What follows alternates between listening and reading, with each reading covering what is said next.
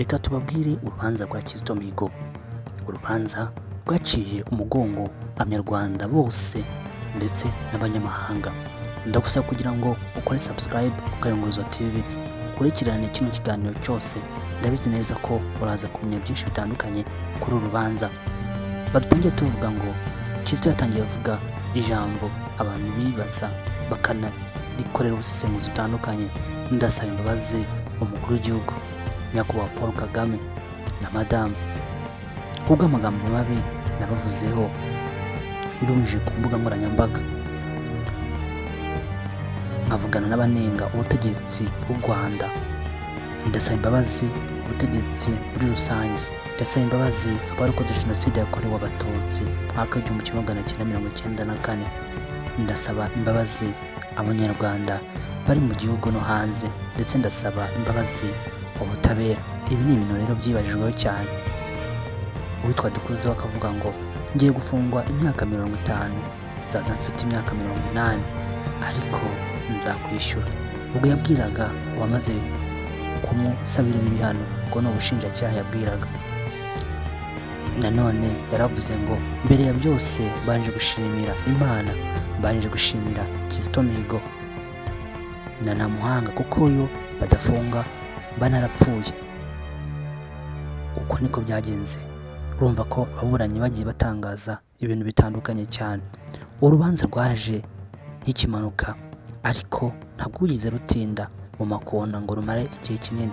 Amezi 4 gusa urubanza rwari rumaze gusoza. N'ukuntu muzi ukuntu imanza zikunda gutinda cyane, ariko urubanza twavuga ko ari urubanza rw'amagasa rwarihuse cyane. Ariko ku bandi rwabaye urubanza rwaciye igihugu umugongo, uko abantu bakundaga Kizito Mihigo cyane n'aba bandi ntabwo wenda bangwa, ariko Kizito Mihigo ni umuntu wari umaze kwamamara bikomeye cyane kandi mu gihe gito cyane. Rero urubanza rwabaye incamugongo ku bantu batandukanye. Kizito Mihigo ni umuhanzi wamamaye mu ndirimbo zihimbaza Imana ndetse n'izindi ndirimbo zimakaza ubumwe n'ubwiyunge bw'abanyarwanda. Mu kwezi kwa kane mu mwaka w'2014, mu gihe twari tugize tukwibuka, byari bimenyereye ko Kizito Mihigo akunda kubanza gukora indirimbo ijyanye n'insanganyamatsiko ya buri mwaka, ndetse akagaragara ahantu mu ikoraniro ry'abayobozi aririmba indirimbo Rwanda nziza. Ariko byagaragayeho noneho ko atari kugaragara, kandi twibukaga ku nshuro ya 20 jenoside yakorewe abatutsi. Abantu rero bamubuze ntabwo bamenye uko byagenze, bibajijeho bitandukanye. Nawe ushobora kuba warabyibajije, wenda ushobora kuba waravuze ngo ese ararwaye, ese yagiye mu mahanga, ese yajya mu mahanga bwo yakora indirimbo. Ibi bintu byinshi abantu bagiye babyibazaho, ariko burya dosiye yari yaremereye cyangwa se yarabyimbye mu kindi kinyarwanda. Nyuma y'umuhango wo kwibuka, kimwe abanyamakuru bamwe batandukanye, harimo n'amakuru wakoze inkuru, akaba yarasuye urugo rwa Kizito Mihigo, asanga ibyatsi byamaze kubangisha urugo, asanga ndetse n'imbwa ye yarishwe n'inzara. Bigaragara ko Kizito Mihigo ashobora kuba adahari, ariko yacikanye polisi yateguye ikiganiro n'itangazamakuru abiri mu Rwanda ndetse n'iri hanze. Baje kubona Kizito Mihigo bamubona agaragara tumubona asa n'umuntu yambaye ka kositimu n'ingofero y'umuhondo. Ibyo ni ibintu bitaboneye mu Kizito Mihigo, akunda kuba yambaye kositimu y'umukara n'ishati y'umweru, ndetse agaragara asa neza afite uburanga buhebuje, ariko bagaragara ko umuntu cyane. Twari twiteze ko tumenya ibyo Kizito atangaza, ariko bishimisha cyane. Yavuze ko bazabigarukaho ko bazagenda bamurana. Bigateye kabiri urubanza rwihutaga nk'umurabyo bagejejwe mu butabera, ariko n'umunyamakuru Kasien Ntamuhanga wakoreraga ubuntu butangaje radiyo yari kiza muri icyo gihe, Jean Paul Dukuzumuremyi. Uyu nguyu akaba yari Demob, akaba yarahoze mu gisirikare cya RDF. Agnes Niyibizi, uyu nawe akaba yari umucungamutungo. Urumva ko aba bose bahise bagaragara imbere y'ubutabera kugira ngo babashe gusobanura kuri iyi dosiye iremereye cyane. Ubushinjacyaha bukaba bwaravuga yuko aba ngaba bakurikiranywe ibyaha by'ubugome barimo kugambirira guhitana abayobozi bakuru bihereye kuri Paul Kagame. Kizito Mihigo yahise atangaza ko yemera ibyaha. Abamwunganira mu mategeko bakagerageza gukoresha ingingo z'amategeko bavuga yuko nta byaha yakoze.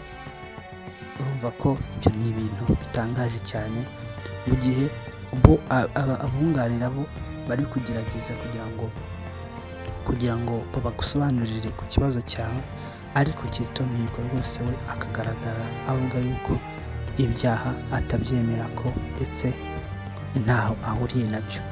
Abandi batatu bo bahakanaga ibyaha. Kizito Mihigo yagaragaje nanone agaragara yuko ashaka kugira ngo yiyame umuntu umwunganira mu mategeko.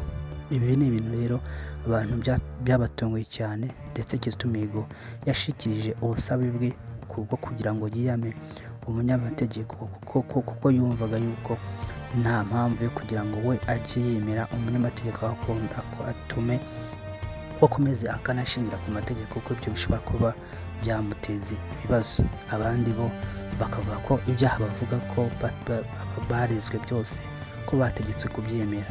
Rero ni uko nguko urubanza rwari ruteye. Kizito Mihigo we yaremeraga, ariko abandi bo bakabihakana.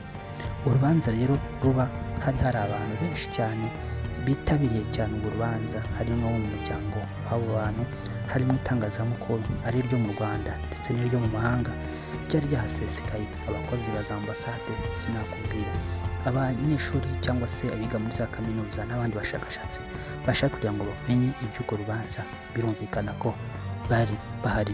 Umunyamategeko John Bigaraba, uyu nguyu niwe wunganiwe Kizito Mihigo, yatunguwe no kumva ko Kizito Mihigo asaba ko urukiko rukuru rwamwemerera kugira ngo abashe kwiburanira ku giti cye, kuko ibi ntabwo yigeze bimubwira, kandi bari bamaranye iki gihe kingana n'isaha yose baganira mu muhezo. Rero ibyo bintu byaramutunguye, ariko nta kundi byagomba kugenda kuko byanditse mu mategeko. Mu gihe umuburanyi yumva ko adashaka kugira ngo yunganirwe, icyo gihe nyine ugomba kubyubahiriza ukabyemera. Mu kwiregura, uwitwa Gase Ntamuhanga, umunyamakuru, we yatangiye avuga yuko yahereye mu itabwa muri yombi rye, aho yatawe muri yombi tariki ya 7 z'ukwa kane, akaba yaragiye ngo kwitaba Gerard Yomugabo igihe icyunamo cyatangiraga ku itariki ya 7 z'ukwa kane. Icyo gihe rero nibwo yahise afatwa ajyanwa kwa Gacinya mu cyumba. Iki cyumba rero ngo akaba gifata nk'icyumba cy'icuraburindi, icyumba kirimo amapingu, kirimo iminyururu, ndetse akaba yarahamaze iminsi 7 ari ku isima. Ibyo ngo byamugizeho ikibazo mu bugenzacyaha, kubera ko urumva ko ntabwo yisobanuraga ameze neza, kubera ko ubuzima bwe butari bumeze neza, ndetse akaba avuga ko ubushinjacyaha bwamukoreye ibintu bibi cyane, kuko yavugaga ibintu muri detail abisobanura byinshi cyane, ariko ubushinjacyaha ubugenzacyaha bukamwandikira ibintu bike.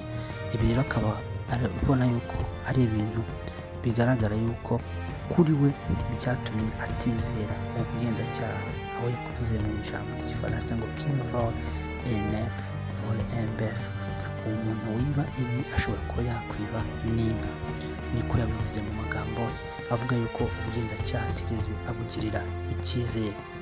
Mu byaha rero yaregwaga harimo kurema umutwe w'abagizi ba nabi, kuvugana na umutwe w'abagizi ba nabi. Ibi ngibi bikaba biterwa n'uko yavuganaga n'abarimo Sankara wo muri RNC, bakaba baragiranaga ibiganiro, ndetse akavugana n'undi witwa Emile. Uyu Emile akaba ngo afatwa nk'umuntu wari wasimbuye Karegeya muri kiriya gihe. Bakaba baravuganaga uburyo yagura grenade yo gutera, bakaba yaramwoherezaga gusa yamufata gushaka kugira ngo akusanye amafaranga yo kugura amagrenade yo gutera muri Kigali, ariko akavuga ko we nta kintu yigeze aganira nabo. Bakavuga ahubwo ko ikintu cyabayeho, ubugenzacyaha bwatubuye amafaranga ibihumbi 200 yari yagurije niyo mugabo, bukayagira miliyoni 2 nk'amafaranga wenda yaba yakusanyijwe. Urumva ko ibi ni ibintu bitandukanye yagiye we atangaza bitandukanye kuri iyo case. Uyu Gerard niyo mugabo muramuka, uyu nguyu yari inshuti ya Kizito Mihigo, ko bahuraga mu biganiro bitandukanye by'ubumwe n'ubwiyunge, bagira ibyo baganiraho. Ariko ngo uyu akaba yarafashwe rero, ngo akaba umuntu ari we wagendaga utuma abantu bose bagenda bafatwa. Akaba ari nawe atangaza ko ari nayo muntu waba waratumye afatwa. Ariko umwunganizi akavuga yuko iyo mitwe ya FDL ndetse yari isanzwe iyo ntahuriye nayo, ariko ubushinjacyaha bukavuga yuko uyu nguyu yifashaga kugira ngo ikore neza, kuko urumva ko niwe wabafashaga muri fundraising kugira ngo babone aya mafaranga. Kuvugana na Sankara akavuga ko ari umuntu baganiraga ibiganiro bisanzwe, ko nta hantu ibyo bintu, ndetse ko Sankara ataba afite ububasha bwo kuba yatera igihugu cyangwa se yateza izo mvururu zimeze gutyo, ko baganiraga bisanzwe nk'umuntu biganye ku ntebe y'ishuri cyangwa se baziranye. Ibyo bya Emile nabyo akavuga ko ari ukuganira, ariko ntaho bahuriye, ntaho bigeze bahurira. Ariko hakibazwa impamvu abantu baba barakomezaga kugirana ibiganiro, ariko ku bigaragara byo we yavugaga yuko ari ukuganira gusa, ariko nta kintu na kimwe yigeze abemerera cyangwa se bari buze kuba bakorana. Urumva ibwo niko yiregura asobanura ibintu bitandukanye. Urumva ko icyo kirimo icyaha cyo kuya mu mutwe w'abagizi ba nabi, ubugambanyi, kugira nabi ubutegetsi buriho n'umukuru w'igihugu, ndetse n'umugambi w'ubwicanyi, nicyo bintu bakuriye uyu witwa Dukuzumuremyi ndetse na bagenzi be bari bakurikiranye. Uyu Dukuzumuremyi we avuga ko ibyo byo kuvuga ko ari ibintu bamuhimbiye kugira ngo bavuge yuko yabikoranye icyaha gikomeze gikore, ko yari umusirikare. Akavuga ko ubugenzacyaha bwatuye amafaranga y'ikimina yari ibihumbi 300 bari bateranyije kugira ngo bajye bafasha abandi. Ubugenzacyaha buyagira ibihumbi 3, bakanamurega n'ingendo zitandukanye zo kugenda akora mu bihugu bya Uganda, Congo, Burundi. Ibi byose akaba bikoraga mu rwego rwa RNC. Akavuga ko yashimiye Imana kuba Kizito Mihigo barafashe, kuko iyo bataza kuba bahari ibi byari kumugiraho ikibazo. Avuga ko gutangira afatwa ngo umuntu yavuga ngo n'umuntu witwa Ishari Habimbanje, uyu nguyu bakaba baravuganye, bakamubwira ko bamusanga ku Gishushu. Ageze ku Gishushu aramubura, amubuye se abantu bari bambaye imyenda ya gisivile bamutunga imbunda, bamupfuka mu maso, bamushyira mu modoka, bakuvuga ko bamujyanye ahantu atigeze amenya. Ahamara ukwezi afunzwe amaboko n'amaguru. Aho hantu akaba yaje kumenya ko ari kwa Gacinya yarari. Bamushinja rero ngo bakaba baramubwira ko agomba kuvuga yuko akorana na FDL na FDL ndetse na RNC. Ibyo rero akaba ari ibintu bamubwira ko agomba kuzajya avuga, ndetse akavuga n'iki cy'amafaranga batuye 300 yari yarahaye Habimbanje aho itsinda bagiraga kugira ngo bafashe abantu. Ariko aya mafaranga akaba yatuwe akagira miliyoni zigera kuri 3, agaragara nk'igihembo ngo yari yaremerewe natera grenade mu mujyi wa Kigali. Avuga ko n'umushinjacyaha ubwo yamwibwiriye yuko ibyo yemeye bitazateshwa agaciro, kuko inzego zuzuzanya. Rero akavuga yuko ibi ari ibintu nyine yaba yarateguriye kugira ngo abikore icyaha kirushaho kuremera. Bamubajije inyungu, avuga yuko inyungu yabyo ari kugira ngo biremere, kugira ngo bigaragare ko icyaha cyakozwemo umusirikare, kandi ibyaha bari bagabamo byari ibyaha byo kugambanira igihugu no kwica abayobozi n'umukuru w'igihugu.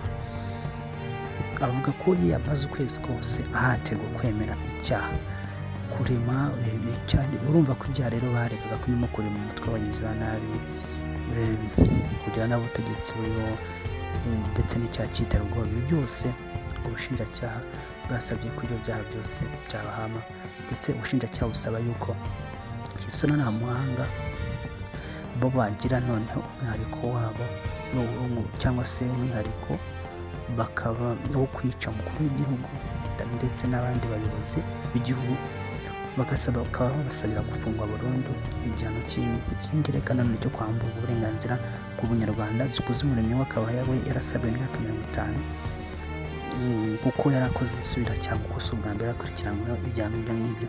Uwitwa rero Agnes Niyibizi we akaba we yarasabwe imyaka 25. Bakimara kumva ibyo bihano, isura yo Kizito Mihigo yahise ihinduka, amera nk'umuntu uguyeho nk'ijuru rwose, ahita ahinduka cyane. Nibwo yatangiye kuvuga ko amagambo natangiye mvuga ko asaba imbabazi umukuru w'igihugu na madamu, agasaba imbabazi abatutsi ku icumu, abanyarwanda bari hanze ndetse n'abari mu Rwanda, ndetse agasaba n'ubutabera. Ibyo ngibyo yasabye kwigwa kwaca inkoni y'izamba cyangwa se rukamusubikira. Iriya nawe rireba noneho Cassien Ntamuhanga we yahise areba ikijisho Kizito Mihigo, kuko we ntabwo yumvaga impamvu ko gusa agomba gukomeza gukurikiramo, ahubwo yakomeje gutsimba, aravuga yuko nta bimenyetso ko nta cyaha yigeze akora, uko byagenze kose ko nta kintu. Ibi niko byagenze kuri mugenzi we Dukuze. Uwitwa rero Agnes Niyibizi yavuga ati urukiko rwe ruzabikorane ubushishozi mu ijwi rituje nyine ry'umukobwa. Urumva ko rero ibi rubanza rwabaye amezi 4 gusa, kuva mu kwezi, urumva mu kwezi kwa 4, mu kwezi kwa 8 byari birangiye. Rero mu ntangiriro z'umwaka wa 2015 Kizito na Agnes abo ngabo baje bagaragara none bari Kizito Mihigo na Agnes baje bagaragara baje kujurira mu rukiko. Nyuma yaho haje kuza Dukuze na Cassien, nabo baraje ibyaha byose barabihamijwe n'urukiko. Urukiko rero ruza kubikora muri ubu buryo. Kizito Mihigo bamuha imyaka 10 kubera ko yohereje ubutabera. Ntamuhanga akatirwa imyaka 25. Umuntu wakomeje gutsimbara Dukuzumuremyi we akatirwa imyaka 30. Ubwo akaba yari katiwe imyaka 30 bitewe n'uko yari isubiracyaha. Bategeka ko Niyibizi Agnes we ahita yitahira akigendera ako kanya rukimara gusoma. Kizito rero yagaragaye uwo amegaragara nk'umuntu ubona ko akeye maso, yishimye noneho bikaba bitandukanye n'uko yari asanzwe ameze. Nawo Ntamuhanga we yahise agaragaza ko nyine ababaye ko yaba yarenganije, ndetse agerageza ashaka kuvuga mbere y'itangazamakuru, nubwo umucungagereza ataramworoheye, avuga ijambo rivuga ngo quelque soit la longueur de la nuit, le soleil finira par paraître. Avuga yuko mu magambo y'Ikinyarwanda ko nta joro ridaca bizagira aho birangire. Ni nk'uko yavuga nanone mu mvugo y'iki gihe ngo nta shene idacika. Urumva ko uru rubanza rufite byinshi cyane birimo ibintu cyane umuntu ashobora kwibazaho cyane kuri bano bantu bose, uburyo Kizito Mihigo yahitaga yemera nta kintu atanaburanye, abandi bose bakomeza kubihakana bavuga yuko babihatiye kwemera. Ese Kizito Mihigo kuki we atigeze agira amera gutyo? Kuki Kizito Mihigo atongeye yemera kugira ngo nawe abashe kuburana, ariko agahitamo guhita yemera? Rero kuva iryo tabwa muri yombi ryabaho rya Kizito Mihigo ari guhera mu kwa 4 nk'uko nibasobanuriye kwa 2014, gukomeza icyo gihe indirimbo za Kizito Mihigo zahise zihagarikwa kuri radiyo y'igihugu ndetse no kuri radiyo zigenga zose no kuri televiziyo. Ntabwo twongeye kubona indirimbo za Kizito Mihigo, abazirebaga bazisangaga kuri muyoboro wa YouTube. Nyuma amakuru maje kumenya nuko Cassien Ntamuhanga yaje gutoroka mu kwezi kwa 6 tariki 11, 2018. Nanone Kizito Mihigo yagaragaye mu rukiko rw'ikirenga, agaragara aho ngaho aje kuburana ubujurire ndetse ari kumwe na Maître Antoinette Mukamusoni. Uyu nguyu akaba yaraje icyo gihe kwaka ubujurire ko ubujurire bahise babuhabwa ako kanya muri Bukarende neza yuko urwo rukiko rwaje no kwimura kwari icyo gihe rwagombaga kuzimurirwa mu bw'ubujurire. Bagaragaye mu rukiko rw'ikirenga muri Afurika yuko hahise haza icyo gihe urukiko rw'ubujurire, ariko icyo gihe ubujurire rwose yari yarabutanze, ariko ku itariki ya 10 z'ukwezi kwa 2018 arongera ahagarika nanone ubujurire. Ariko amakuru yari ahari nuko muri icyo gihe yari yizeye yuko agomba kuzahabwa imbabazi. Wenda ubwo nawe yari afite amakuru, ariko amakuru n'ubundi yaracicikanaga yuko ashobora kuzahabwa imbabazi. Hagati ya saa 5 zishyira saa 6 z'ijoro tariki 13 z'ukwa 9 2019 nibwo abakunzi ba Kizito n'abandi bantu batandukanye bumvise inkuru none imbabazi, itangazo ry'imbabazi za perezida aho yafunguye abafunga bagera ku 2,000. Muri abo rero birumvikana ko wari Kiminwa bose cyangwa wari umusitari yari Kizito Mihigo ndetse na Ingabire Victoire. Itangazamakuru ryari ryahageze ubwo ryatangiye kubigera kugira ngo akoreshe ikiganiro. Agaragara afite agakapu, ahitse agakapu, yambaye imyenda ya KMP, ingofero ndetse n'umupira wa KMP. Niko Kizito Mihigo yagaragaye. Urumva ko ibintu byari byiza, abantu bo mu muryango we bari bishimye, inshuti n'abavandimwe bari bishimye cyane. Agisohoka hanze rwose ntabwo yatinze, yahise akora indirimbo yitwa Aho Kuguhomba Yaguhombye. Bigaragara ko iyo ndirimbo ishobora kuba yaravugaga yuko wenda Imana ishobora kuguhombya ibintu kugira ngo yo iguhombe. Ikaba yaragaragayeho Kiliziya ya Kabgayi n'izindi ndirimbo zitandukanye yakoze muri icyo gihe zigenda zikurikirana, ariko izi ndirimbo zibanda noneho ku butumwa bwa Kiliziya bitandukanye n'indirimbo yajyaga akoramo zijyanye n'ubumwe n'ubwiyunge cyangwa se zikora none kuri politiki y'igihugu. Yashinzwe n'ishuri rya muzika yigisha abanyeshuri, aho yatumiraga. Urumva ko yari afite gahunda yo gufasha nyine abanyeshuri kugira ngo bamenye muzika abana bakiri bato. Ariko ku itariki ya 12 z'ukwezi kwa 2 2020 yewe aya makuru nayamenye ndaho bita muri Nyaruguru. Ndi muri Nyaruguru ariko ndahantu bita Inyagisozi. Abari hano kurikirana hano bari babahazi bashobora kunyandikira muri comment nibwo nabashije kumenya ayo makuru. Byamenyekanye ko Kizito yafatiwe abundabunda mu Buruso. Abaturage bakaba baramubonye aho ngaho ni mu murenge wa Ruhero muri Nyaruguru hafi y'umupaka w'u Burundi. Murabibuka ko icyo gihe umupaka w'u Burundi wari ufunzwe, ntabwo hari abantu mwiza w'ibyo bihugu bibiri cyane bibiri. Bamwe bakavuga yuko ashobora kuba yaragiye kwambuka ngo ajye muri icyo gihugu cy'u Burundi kitumvikanaga n'u Rwanda, cyangwa se none atorotse kugira abaje kuba yaca aho ngaho kugira ngo abone inzira yo kujya mu bindi bihugu bindi, cyangwa se abone uburyo gukorana n'iyo mitwe itavugwa na leta y'u Rwanda. Ibyo rero ni ibintu abantu bibazaga. Uwitwa Michel Muhoza niwe wari icyo gihe umuvugizi wa RIB. Icyo gihe ntabwo yatangaje ko amakuru nawe ari kuyumva, ariko agiye kurikirana. Tariki rero 17 z'ukwezi kwa 2 muri uwo mwaka nibwo itangazo rya polisi ryavuze ko Kizito Mihigo yazize ishuko cyangwa se yagerageje kwinigisha ishuka. Ibi rero ntabwo byavuze ko rumwe kwibaza ukuntu Kizito Mihigo w'umwemeramana utariyebye ufite ubuzima utaburara, kuko indirimbo za Kizito Mihigo zari zashaka kuzamutunga nta n'ikintu kimwe akoze, ariko bakavuga yuko yashobora kuba yari yahuye. Human Rights Watch ntabwo yigeze byemera, ndetse n'abandi banyarwanda batandukanye abakorera ku mbuga nkoranyambaga za YouTube batavuga na leta ntabwo bigeze ibyo babyemera, ariko ni ibyo ngibyo leta yatangaza. Ndetse haje na raporo ya muganga igaragaza yuko Kizito Mihigo yaba yaranigishije iryo shuka akaba aricyo ryamwishe cyane. Rero ibyo bintu byibajijweho ko ku itariki 22 hashize nk'iminsi 22 nibwo Kizito Mihigo yabashije gushyingurwa. Aho yashyinguwe rero babonye ko abantu bari bafite ubwoba, bacunganwa n'abandi banyamakuru benshi batariyo, mbega ibintu bimeze ukuntu utamenya ngo bimeze bite. Nyuma rero iyo abantu baribaza ngo Kizito Mihigo nyuma hari ibintu byagiye bitangazwa nyuma y'urupfu rwe, harimo nk'igitabo yanditse Rwanda Embrasse la Réconciliation.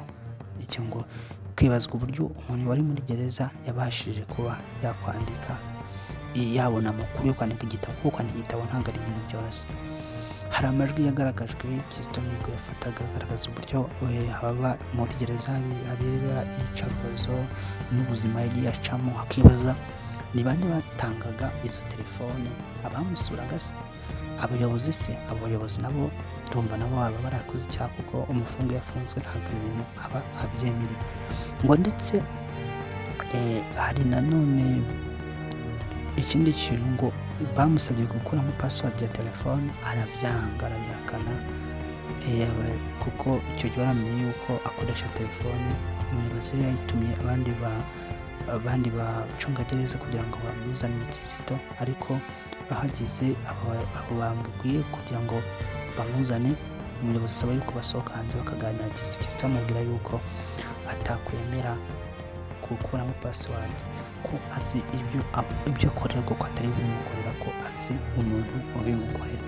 Hakibazwa ngo kise uyu mugabo ati y'uburyo waragereza, kuki uyu muyobozi utaravuzwe, kuko biba byose bimumarenga, kuki wategeze anatanga nk'umuntu wari uri aho ngaho, cyangwa nabo barimo abantu bumvaga ibitekerezo bya Kizito Mihigo bakumva nabo bagomba kubishyigikira mu buryo wenda butagaragara. Wowe ukurikiranye Akanyunguza TV, ndagushimira cyane kuba wateze amatwi kino kiganiro ukagikurikira. Ukomeze ukurikirane Akanyunguza TV, kore comment, kore like. Iyi video ndabizi yuko mwese mwari muyikeneye cyane. Murakoze cyane.